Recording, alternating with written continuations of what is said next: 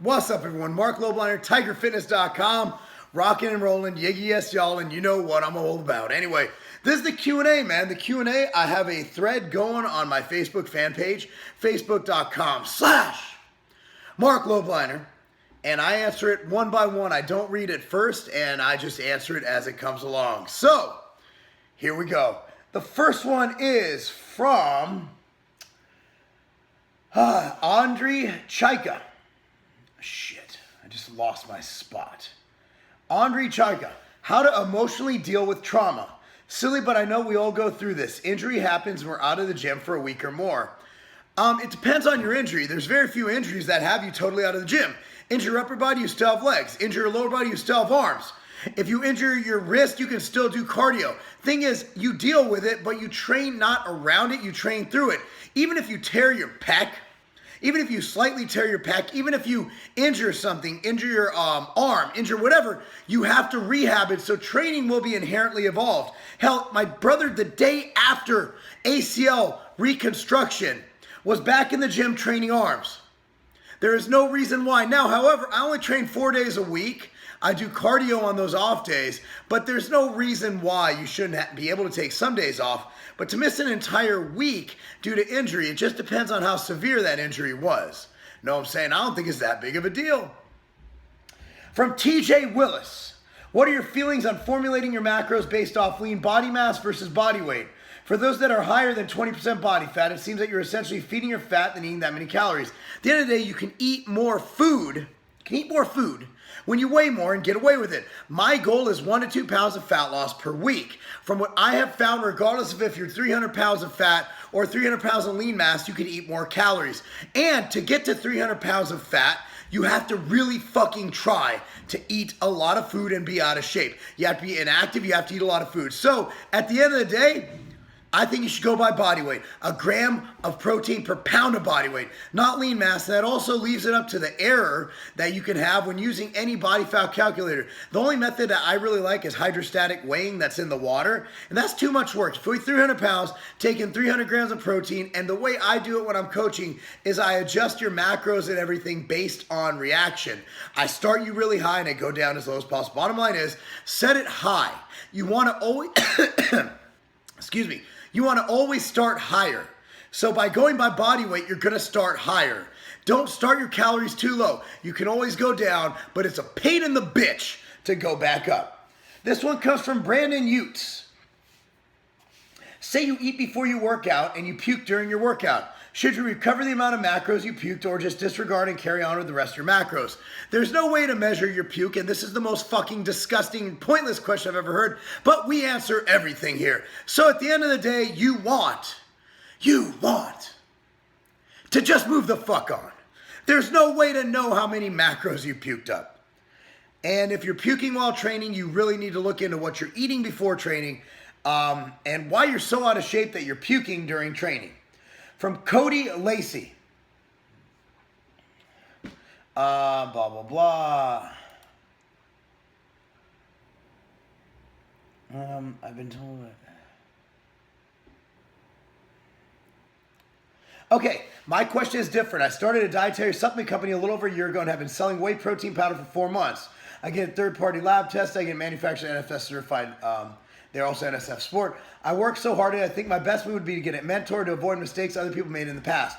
Could you be my mentor, or do you know anybody who could? Or do people not help others out and their potential competitors? It would make sense. I don't have time to mentor you, and if you start a business in my competitive set, my goal is to put you out of fucking business. That's like Bill Gates being asked by Steve Jobs, hey, how do I do shit better than you? I've been working for 21 years at what I do, and this is not an insult, Cody. I've been working for 21 years, scraping, learning day by day, and I came in here being in the industry with the knowledge on how to start a business. How dare you come in my competitive set and expect to deal with someone like me who knows what they're doing, and then come in and expect to stay in business by not being an expert at what you do. 94% of all businesses fail, and Cody, this is the reason why, but I wish you the best of luck, sir.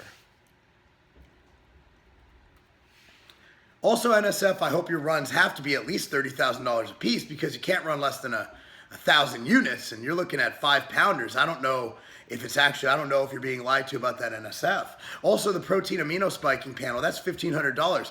I'm not sure how you're even paying your bills if you put much thought into this. Not me being a prick, just me being real. If I came into the computer world and said, hey, Bill Gates, show me how to take you out, Bill Gates would be like, dude, you're fucking crazy. Brian Coaster, longtime follower. I'm 36 and have an old football injury. My left ankle swells up if I'm on it all day. I work for Sears and move appliances all day. After lunch, it swells up in pain. I'm back to using a therapy band and I take joint pills and just ordered yours. What would you recommend to help? Well, I mean, if you have an old football injury, your left ankle swells up, you need to see a movement specialist. Dr. Stu in Elgin, Illinois is absolutely amazing. Okay, I recommend traveling out and see if he could help you. The fact that it swells up, that's beyond what any pill can do.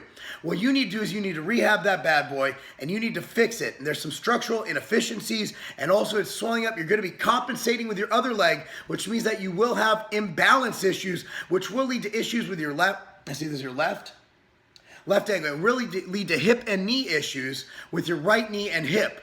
Now, usually if you have a right knee problem, a lot of times you can chase it back to the left ankle or vice versa because you're compensating. So what I recommend is you get it fixed. Machine motion, fish oil might help, but dude, if it's structural, you need to get in there and you need to fix that motherfucker. From Mario,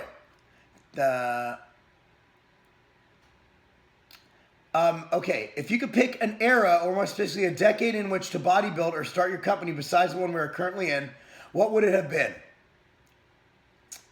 I'm in my era. I can really give a fuck about other eras. Got a couple of questions to ask. This is from Matt Rohrman. What are some ways to increase your strength on bench press? Conjugate training by Westside is fantastic. Look it up online and find a gym like the Sweatshop in Cincinnati, Ohio that will help you with that. I like conjugate training for bench press. They use bands, they use speed work, they use a lot of different things. But if you want to increase your strength on bench press, train like a power lifter. Don't train like a bodybuilder. 2, I'm a 125-pound guy. Man, I hope you're fucking like 2 feet tall. And I'm trying to gain weight. What would be the best MTS products to take to help me gain weight?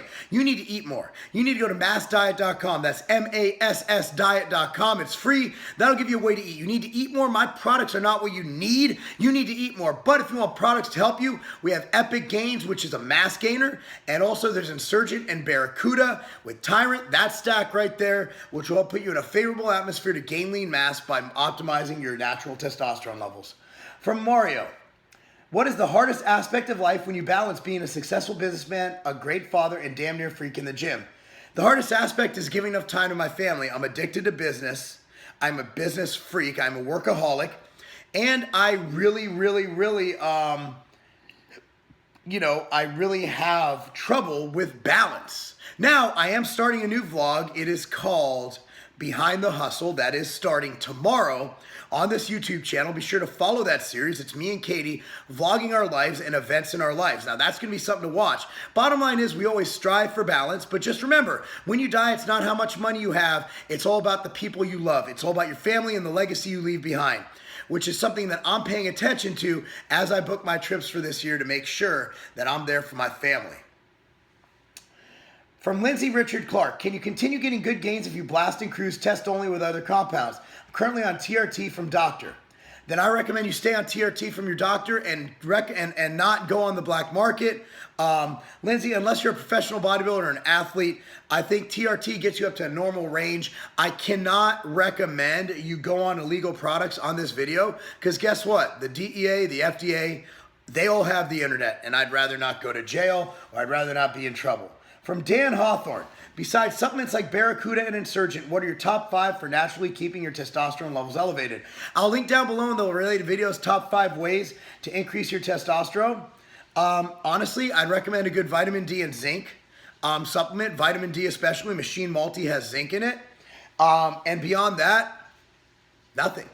Barracuda, Insurgent, and then also you need healthy fats. So adequate healthy fats in your diet, maybe some coconut oil thrown in, a little bit of fish oil, and then just have adequate fats. Make sure you're getting around 0.5 grams per pound of body weight. That's more than adequate.